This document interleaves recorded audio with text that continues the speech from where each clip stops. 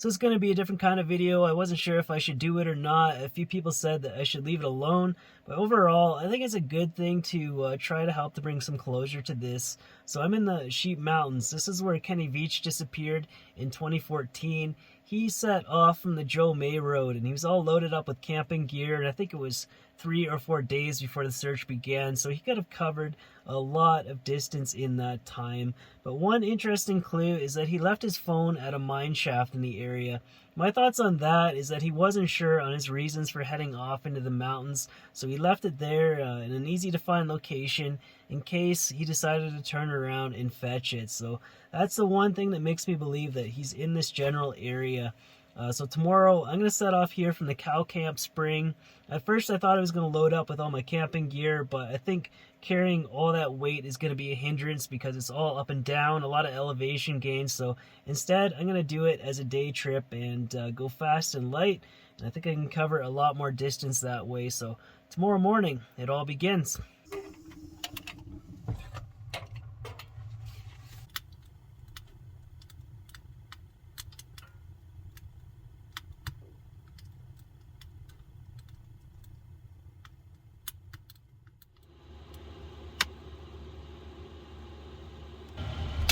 Alright, so before I go this morning, I'm going to start up a slow cook. I picked up this package at Walmart the other day, this Tuscan multi-cooker. I'm just going to freestyle with it, use chicken breast, and load it up with potatoes and some diced tomatoes so that I have a big size meal that lasts me a couple days. And it's warm enough in here. I'm going to turn off the heater.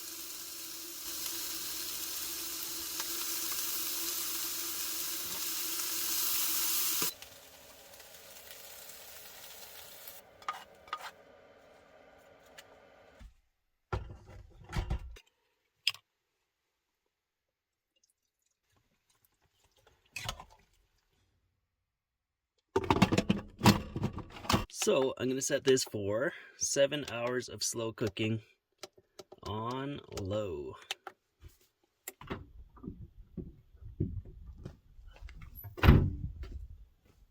So when I get back tonight, I'll have a nice dinner there waiting for me.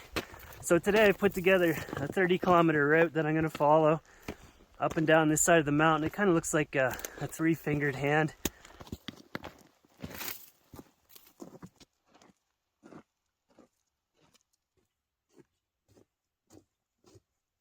Look at this. This is interesting. It's from a bighorn sheep. I just found another one. There's got to be tons of sheep out here. I've been hiking for an hour and a half, and it's dawned on me. If somebody goes off into the mountains not wanting to be found, they're not going to be found. It's as simple as that. This is officially a slow cook and a hike episode now. I'm going to title it that. If people click on this video, it's going to be for the delicious slow cook. And I think this Tuscan chicken is going to be a winner. I'm still going to hike the route that I had planned because it's a nice area. And it takes in the summit of Sheep Peak, just a little under 10,000 feet.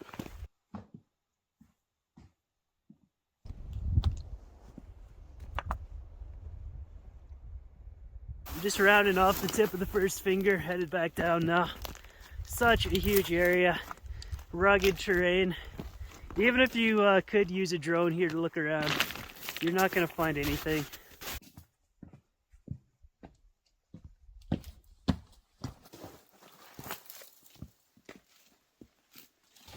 It's now going straight up to tag the summit of Sheep Peak, and I think that'll be enough for today. I'll probably head back to the van to look after my one and only, make sure my dear old slow cooker's doing all right.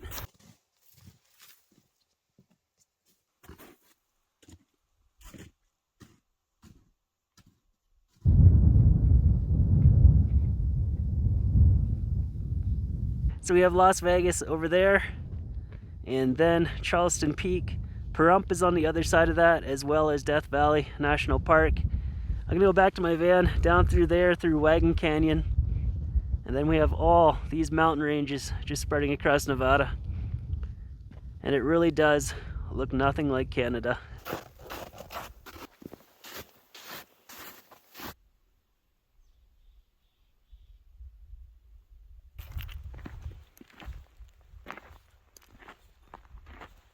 The moment we've all been waiting for. Oh my.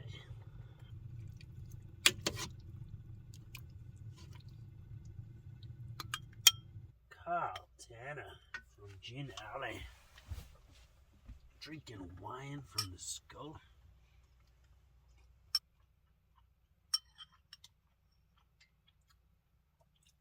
That's a tasty meal. I like it. It's lots of herbs in there. It's a lot different than what I normally eat. It's like when you walk into the craft section at Michael's and you get overwhelmed by that smell. I don't know if that's the right description, but I am enjoying it. And it's also good to get the slow cooker back into rotation again.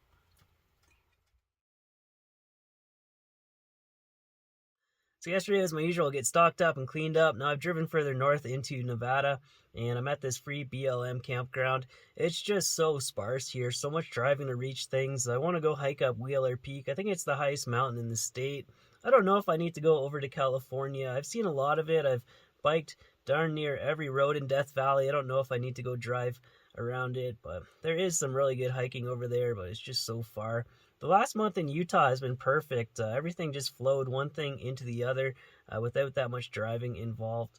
And I've become such a snob when it comes to the kind of hiking that I like to do. The main thing is that I don't like crowds or busy trails. I think up in BC around Golden and Invermere is my all-time favorite. You just have these entire massive mountain ranges that are incredibly beautiful all to yourself. But the season, it's really only fully accessible for like less than 3 months a year.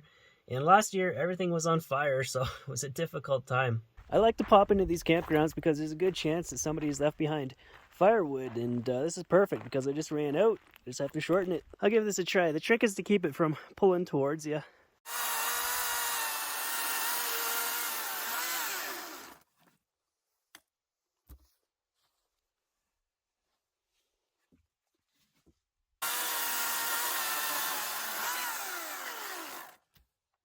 I should have stopped in at Home Depot and got a sharpener. That thing is getting really dull.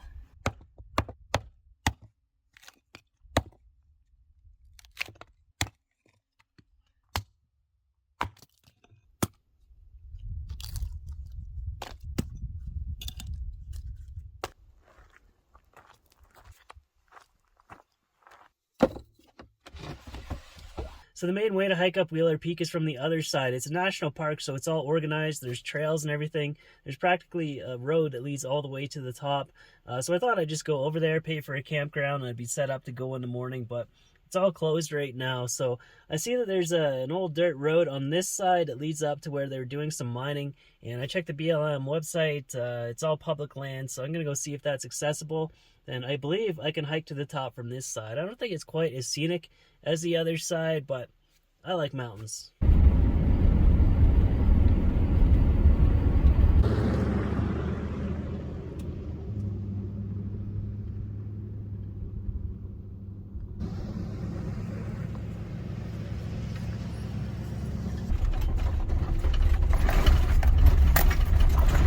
I can walk much faster than this. Next place I see to pull over and set up camp, I will do so.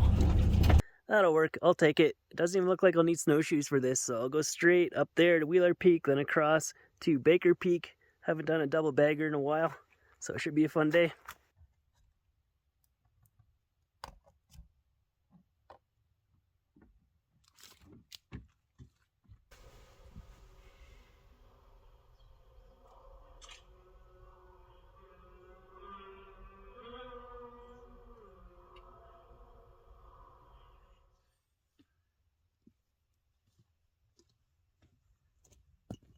This doesn't look too difficult. I bet I could wrap it up in 3 or 4 hours.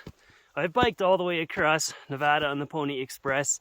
It's just so vast. In some places, hiking is the right speed. In some places, biking is the right speed. But I think you want to be driving here. There's a really good hot spring about 200 kilometers in that direction. They got a big plastic swimming pool set up. You have to direct this spout into it. There's a no trespassing sign there, but I think locals just put that there to keep tourists away. When I got in it, my vision turned red for a minute. I don't know what that was about. Explain that one.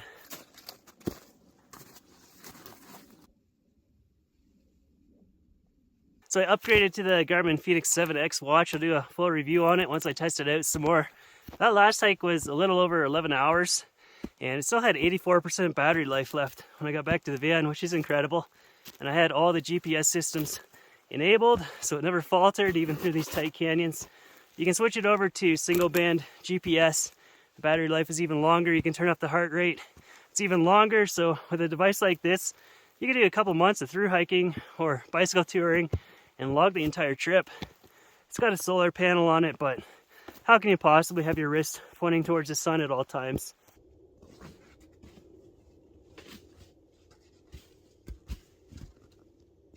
I've made a huge mistake. I should have brought snowshoes. This mountain is deceiving. I couldn't even see this part. I thought it was all pure sailing to the top. I believe I heard this on another channel. The only way to ensure you'll need a piece of gear is to not bring it. Got another 600 meters until I hit the Alpine. I think it should clear off and get easier from there, so this is manageable.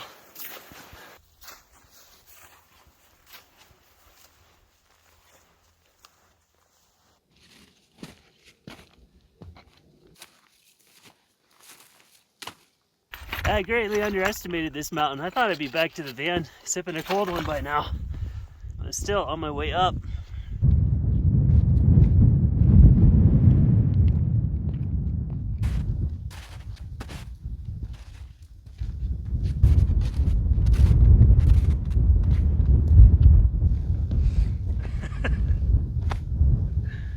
Holy.